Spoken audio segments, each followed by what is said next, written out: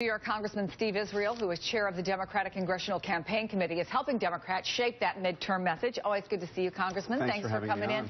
Let's start with this pollster recommendation who says, look, don't run on the recovery. In fact, don't even use the word recovery. Well, look, we're going to make this a referendum for and by the middle class. This is going to be a referendum about whose economic principles are more effective for the middle class. Last week, House Republicans voted to extend corporate tax cuts $300 billion, but will not extend unemployment insurance for people who lost a job through no fault of their own. Wrong priorities by Republicans. They refused to pass legislation paying women equal for equal work. Wrong priorities. Their Ryan budget increases taxes $2,000 for middle-class families. If you're making over $1 million, you get an $87,000 tax cut. Wrong priorities. We're going to run on priorities, and on those priorities, voters overwhelmingly support Democrats. Well, let's look at those priorities, though, because when you talk about things like the minimum wage, the question is, will it get done by the time that voters go to the polls? Chances are, would you agree? No. No, because House Republicans refuse to pass the minimum wage. So is there a certain difficulty, a certain line that your candidates have to walk in that there are still a lot of people, that 800,000 number of people who have dropped out of the job market? Is a word like recovery a difficult one to use? You know, this is going to be about who's got your back. This is going to be about whose side you're on.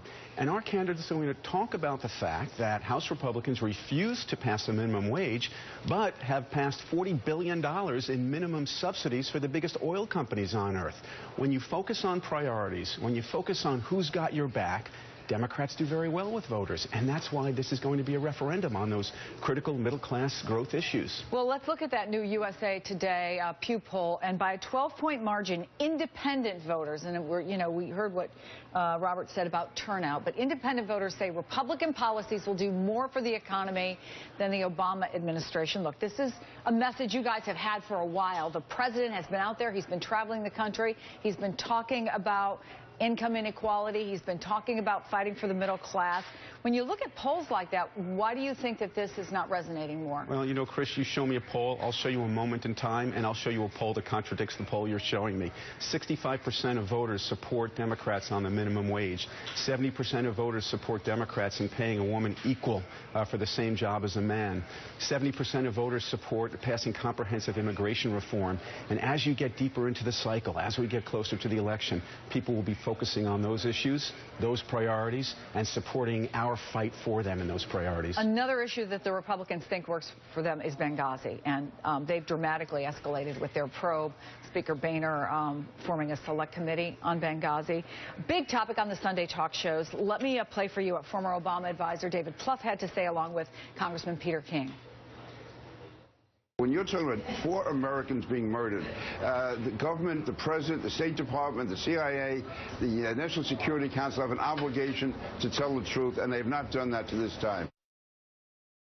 This politicized like we've never seen before. And I think what's happening, Richard Nixon talked about a silent majority back in 1968. There's a very loud, delusional minority that's driving our politics, that's in control of the Republican Party. There's no conspiracy here at all. Your colleague Peter King acknowledged that there is a kind of an overreach danger here, that the view that this is purely political, that it's aimed at Hillary Clinton and 2014.